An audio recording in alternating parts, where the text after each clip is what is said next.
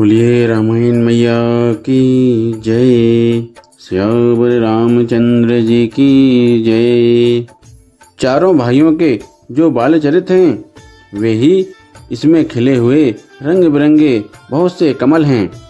महाराज श्री दशरथ जी तथा उनकी रानियों और कुटुंबियों के सत्कर्म पुण्य ही भ्रमर और जल पक्षी हैं। श्री सीता जी के स्वयंवर की जो सुंदर कथा है वही इस नदी में सुहावनी छवि छा रही है। अनेकों सुंदर विचारपूर्ण प्रश्न ही इस नदी की नावें हैं और उनके विवेक युक्त उत्तर ही चतुर केवट हैं। इस कथा को सुनकर पीछे जो आपस में चर्चा होती है वही इस नदी के सहारे सहारे चलने वाले यात्रियों का समाज शोभा पा रहा है। परशुराम जी का क्रोध इस नदी की भयानक धारा है और श्री रामचंद्र जी के श्रेष्ठ वचन ही सुंदर बंधे हुए घाट हैं। भाइयों सहित श्री रामचंद्र जी के विवाह का उत्साह ही इस कथा नदी की कल्याणकारिणी बाढ़ है जो सभी को सुख देने वाली है। इसके कहने सुनने में जो हर्षित और पुलकित होते हैं वे ही पुण्यात्मा पुरुष हैं जो प्रसन्न मन से इस नदी में नहाते हैं। श्री रामचंद्र जी के राज तिलक के लिए जो मंगल साज सजाया गया वही मानो पर्व के समय इस नदी पर यात्रियों के समूह इकट्ठे हुए हैं।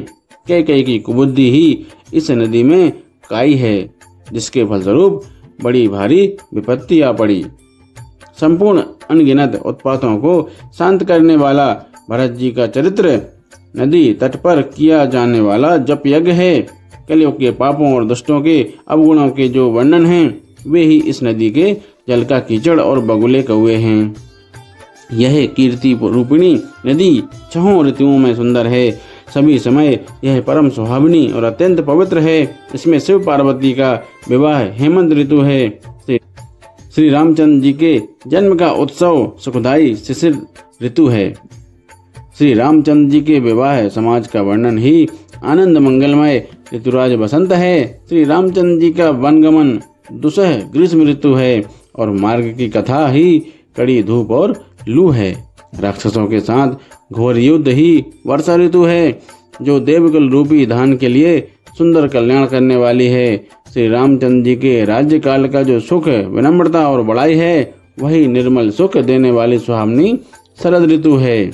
सती शिरोमणि श्री सीता जी के गुणों की जो कथा है वही इस जल का निर्मल और अनुपम गुण है। श्री भरत जी का स्वभाव इस नदी की सुंदर शीतलता है जो सदा एक सी ही रहती है और जिसका वर्णन नहीं किया जा सकता। चारों भाइयों का परस्पर देखना बोलना मिलना एक दूसरे से प्रेम करना हंसना सुंदर भाईपन इस जल की मधुरता और सुगंध है। मेरा आर्तभाव विनय और दीनता इस सुंदर और निर्मल जल का कम हल्कापन नहीं है अर्थात अत्यंत हल्कापन है।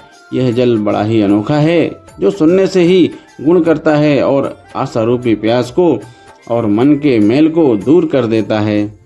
यह जल श्री रामचंद्र जी के सुंदर प्रेम को पुष्ट करता है। कलयुग के समस्त पापों और उनसे होने वाली ग्लानि को हर लेता है। संसार के जन्म मृत्यु रूप श्रम को सोख लेता है। संतोष को भी संतुष्ट करता है और पाप ताप दरिद्रता और दोषों को नष्ट कर देता है। यह जल काम क्रोध मद और मोह का नाश करने वाला और निर्मल ज्ञान और वैराग्य का बढ़ाने वाला है। इसमें आदर पूर्वक स्नान करने से और इसे पीने से हृदय में रहने वाले सब ताप मिट जाते हैं। उन्होंने इस राम स्वेश रूपी जल से अपने हृदय को नहीं धोया वे कायर कलिकाल के द्वारा ठगे गए। जैसे प्यासा हिरण सूर्य की किरणों के रेत पर पड़ने से उत्पन्न हुए जल के भ्रम को वास्तविक जल समझकर पीने को दौड़ता है और ना जल पाकर दुखी होता है वैसे ही वे कलयुग के ठगे हुए जीव भी विषयों के पीछे भटककर दुखी होंगे। अपनी बुद्धि के अनुसार इस सुंदर जल के गुणों को विचार कर उसमें अपने मन को स्नान कराकर और श्री भवानी शंकर को स्मरण करके कवि तुलसीदास सुंदर कथा कहता है। मैं अब श्री रघुनाथ जी के चरण कमलों को हृदय में धारण और उनका प्रसाद पाकर दोनों श्रेष्ठ मुनियों के मिलन का सुंदर संवाद वर्णन करता हूँ। भरद्वाज मुनि प्रयाग में बसते हैं। उनका श्री राम जी के चरणों में अत्यंत प्रेम है। वे तपस्वी निगृही चरित्र जितेंद्रिय, दया के निधान और परमार्थ के मार्ग में बड़े ही चतुर हैं। माघ में जब सूर्य मकर राशि पर जाते हैं तब सब लोग तीर्थराज प्रयाग को आते हैं। देवता, दैत्य, किन्नर और मनुष्यों के समूह सब आदर पूर्वक त्रिवेणी में स्नान करते हैं। श्री वेणी माधव जी के चरण कमलों को पूजते हैं और अक्षय वट का स्पर्श कर उनके शरीर पुलकित होते हैं।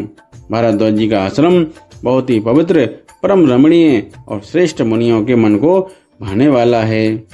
तीर्थराज प्रयाग में जो स्नान करने जाते हैं उन ऋषि मुनियों का समाज वहां भारद्वाज के आश्रम में जुटता है। प्रातःकाल सब उत्साह पूर्वक स्नान करते हैं और फिर परस्पर भगवान के गुणों की कथाएं कहते हैं।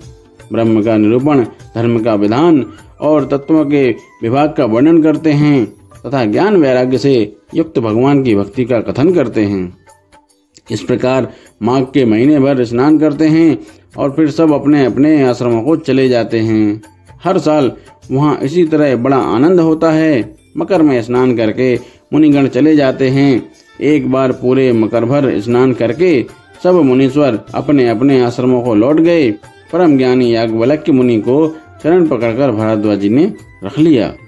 आदर पूर्वक उनके चरण कमल धोए और बड़े ही पवित्र आसन पर उन्हें बिठाया।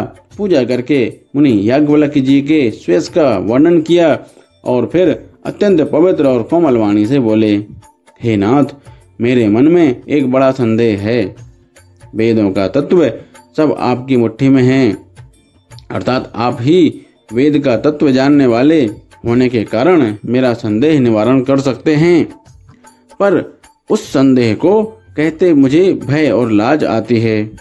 भय इसलिए कि कहीं आप यह न समझें कि मेरी परीक्षा ले रहा है। लाज इसलिए कि इतनी आयु बीत गई, अब तक ज्ञान न हुआ, और यदि नहीं कहता तो बड़ी हानि होती है क्योंकि अज्ञानी बना रहता हूँ। हे प्रभु, संत लोग ऐसी नीति कहते हैं और वेद पुराण तथा मुनिजन भी यही बतलाते हैं कि गुरु के साथ छिपाव करने से हृदय में निर्मल ज्ञान नहीं होता। बोलिए रामायण मैया की जय। सियावर रामचंद्र जी की जय।